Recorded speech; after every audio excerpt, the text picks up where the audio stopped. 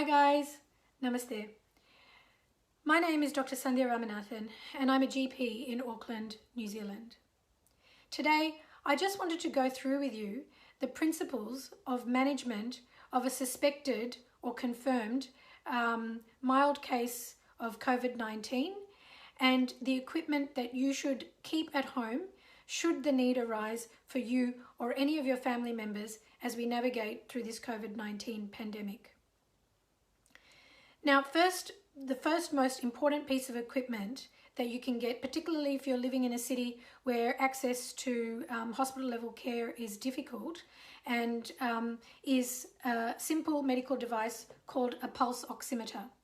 This pulse oximeter is widely available and it's relatively affordable.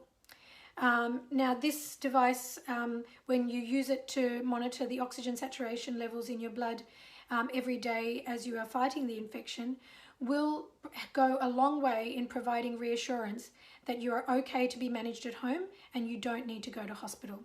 So I'll just show you how to use this device. You just switch it on. Okay, it normally has some batteries that it comes with that you put in the back. Then you just slot your index finger into the oximeter and it shines a light and determines what the oxygen saturation level is at the moment in your blood. And it looks like mine is not doing too bad at the moment. It's 100% and the number below is my pulse rate. Okay, so this is a very important device that you can invest in to make sure that your family stays safe. The normal range is between 95 and 100. If your oxygen saturation is falling below 93, and if it's associated with shortness of breath, it is an indication as well that you definitely need to get some urgent medical advice. The other simple pieces of equipment I'd like you to stock up in your house, a packet of large balloons, and I'll explain to you this in a minute. The other thing is also a straw. It can be a reusable straw, plastic straw, paper straw, anything will do. Now, if somebody in your family is to come down with symptoms suggestive of COVID and you can't get a test, that's okay. No need to panic. We know what we can do to basically get the best possible outcome if you carefully follow what I go through in this video. Another thing I'd like to request at the outset of this video is if you can please, I humbly request, watch this video till the end. It will provide a lot of useful information, and please share it with as many of your family and friends as you can as possible, because in doing so you will be saving lives. Now, the first principle of management of this condition at home is priming your immune system. Now, our immune system is our first port of defense in fighting any infection, and COVID-19 is no different.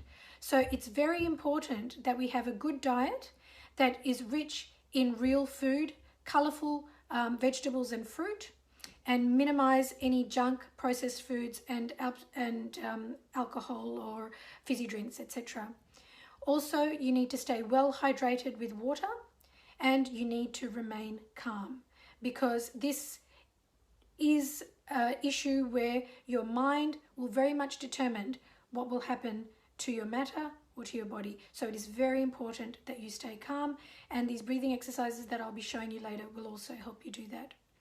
Now, in addition to your base immune system, which you need to keep primed with your excellent 8 hours sleep a night, I would, at the first sign of illness, add 3 immune boosting supplements every day, and that is zinc, vitamin D, and vitamin C. You can add something else if you wish, like turmeric, echinacea, but these 3 are essential: zinc, vitamin D, and vitamin C. Okay, so that covers your immune system. All right, and so we'll be taking that every day. The next most important principle of management is reduction in viral load.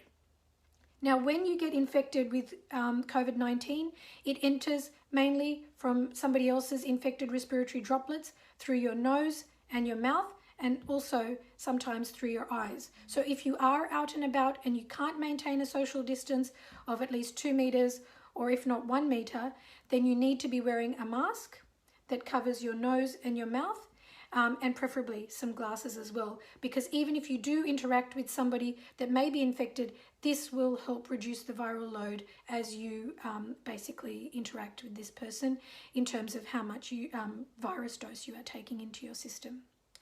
Now, say somebody in your family starts coming down with symptoms such as fever, dry cough, running nose, sore throat, loss of smell or loss of taste. It is important to start working on diluting that viral load straight away. So the most important thing is doing gargling twice a day with warm salty water, and even preferable to that is a betadine mouth rinse. Now, if in addition to rinsing your mouth, it is very important to also rinse your nose. So there are several options available. One of them would be just a saline nasal spray that comes in a spray bottle, which you can just spray up each nostril, and you can repeat that as many times as you want through the day. Another and even better option is to get some saline made up into a little dropper bottle that has a lid that you can remove. Okay, and into that I would like you to drop a few drops of betadine concentrate. Okay, like so. Then you put the dropper lid back, and it has another lid that goes on top, and that you basically twice a day, and if you're going in, you basically drop it into each nostril. Okay, and that will help dilute. Even better than this is if you make up a saline nasal rinse, and you can get these nasal rinsing bottles, okay, that look something like this, and in that I have just put 250 mils of water that has been boiled in the kettle and cooled down, and to that I am going to add half a teaspoon of bicarb soda and half a teaspoon of salt. Okay, and I've already added that into this, and in addition to that I'm going to put in a few drops of betadine concentrate. And so with this, what you do is you do it over the sink. You lean over the sink, you direct the flow of the nasal washer back towards your throat as you enter your nose, and the saline fluid will flush through and come out the other nostril and out of your mouth, and will help again reduce that viral load. Okay, so there we have reduction in viral load. So already we've been through the first principle is priming your immune system. And the second principle is reduction in viral load. Now, another way which we can reduce the viral load, before I forget, is steam inhalation. This is very important and can also help with symptoms such as reduction in sense of smell. It's good to put a little dollop of Vicks into a bowl, pour some boiling water over it, cover your head with a towel and take steam, and do that twice a day. So now I want to get on to the most important topic I wanted to cover today, which is breathing exercises. Now, in order to explain breathing exercises, I just wanted to just go through a little bit about what actually your lung looks like. Now, your lungs, which take up most of your chest cavity, basically are like a big sponge, okay? More shaped a little bit like this on either side. So as you can see, our lungs are smaller at the top and bigger at the base, and most of the airways are actually located at your back, all right? Now, because of this, if you are to collect any fluid in your lungs, that fluid with gravity is going to concentrate at the base of the lungs, so right at the back, okay? And it is very important that we do breathing exercises to make sure that there is no fluid accumulating at the base of the lungs, and we are emptying our lungs adequately to try and prevent collapse of these little air spaces right at the bottom. So in order to do that, it is very important that we breathe well, okay? Now, in the breathing mechanism, the most important thing for you to focus on is expiration, or breathing out, okay? Now, this is because when you breathe out, you are emptying your lungs of any you're emptying your lungs as much as possible. And it's the same as if you were to imagine that the oxygen that you want to take in is water that you want to take in and fill this sponge. You want to fill this sponge with as much oxygen as possible. So in order to do that, you first need to clear out any of the old water that is already sitting there, okay, that contains carbon dioxide. So I'm just going to show you and demonstrate with this sponge as I do it. So I'm going to take a big breath out first.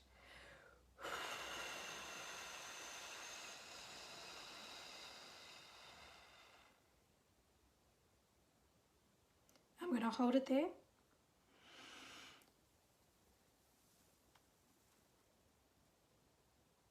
And I'm going to take a big breath in and I'm going to hold it there.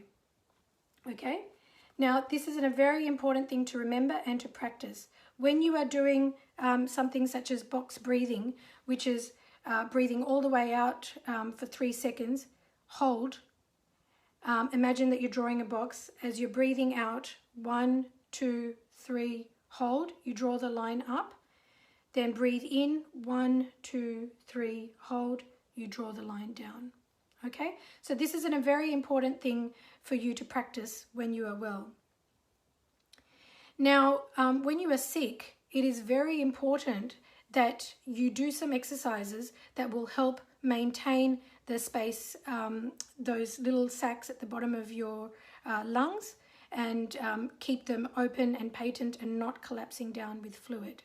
Okay, so I have a very good exercise which was given to me by the very clever anaesthetist mum of one of my classmates.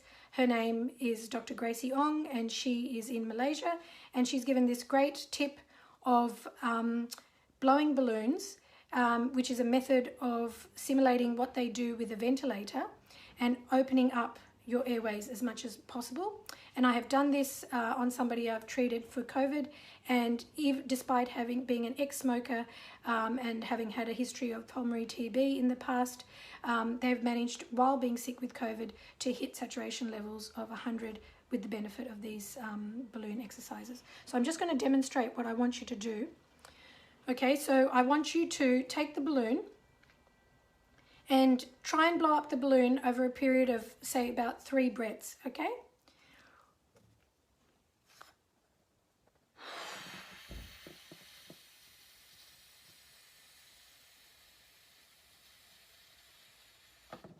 Okay, that's 1 breath.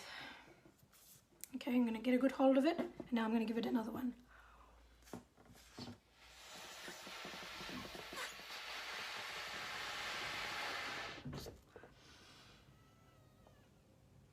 And 1 more.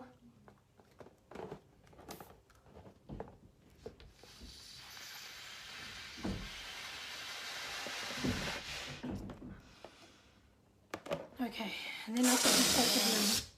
And now let's just check how my oxygen saturation is doing. And I'm sure it's improved, because that was a lot of effort. So basically what you're doing there is you're blowing blowing out against resistance. That is a very good way to keep your airways patent. And there you have, I've just hit 100. Okay, now if you find that it's quite difficult, if you have elderly family members and they find it quite difficult to blow a balloon, you can pretend you are blowing a balloon, so they can just, pretend they have an imaginary balloon and just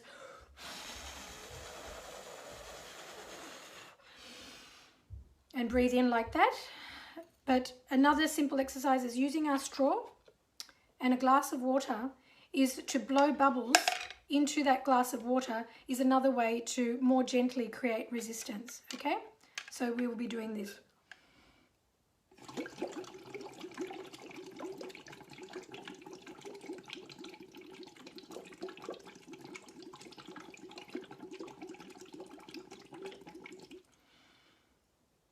And this is another very good way and a good exercise to do. And I would suggest that you would do these exercises seated, and you would do these several times a day and recheck your oxygen saturations. Now, in addition to these exercises, the other extremely important thing is your posture. Now, to demonstrate that, I've got my beautiful doll Rani, and a little cushion.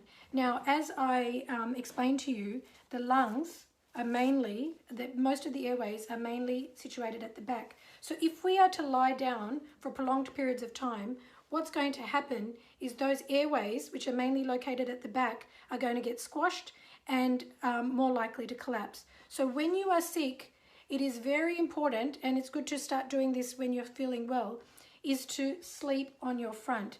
Now, you might think that that's very uncomfortable, and if you have the pillow under your head this way, it is going to be uncomfortable. But if you rotate the pillow long ways and you sleep with it under your chest, as you can see, Rainey is able to fully expand her chest at the back. And I've had another case where a lady in her 70s was having saturations at 92, and she couldn't have access to any hospital beds, but just by sleeping at night on her tummy, she was able to bring her saturations back up to a safe level. So this is a very, very important thing. If you are sick, you are not meant to spend prolonged time lying on your back, and it's preferable to lie on your front, which is what they call a prone position, and it's what they're using in hospitals and also in ventilating these patients. It is also very important to get medical advice, even if it's virtual, at the onset of your symptoms, because I know in some countries they have protocols for simple antibiotics which they can prescribe, which are most effective if they're taken early. And most of these simple can be taken by most people, even if they have underlying conditions. One of them is azithromycin, 500 milligrams once a day for 5 days, and some countries are adding in hydroxychloroquine as long as the patient's ECG is normal and they have no other medical problems. But again, that would only be done with somebody medical overseeing it. But the important thing is to stay calm. And if you do these three things, I'll just reiterate, they were boosting and priming your immune system. Number 2 was reduction in viral load. And number 3 was breathing exercises and maintaining a close eye on your saturations every day, at least for the first 14 days of the illness, and making sure that it stayed above between 95 and 100. Then you can be very happy that you will be fine and you will make a full recovery. If you need, what I will do is I will, that is quite a lot of information I've covered, but I will keep a brief description in the description box below. And just remember that there will be light at the end of this tunnel, that if you use the knowledge that we have gained over the last 6 months and you practice these things, you have a very good chance of making a full recovery and you will not need hospital level care. So please take all the adequate precautions to not get infected in the first place, and please stay healthy and stay safe. Thank you.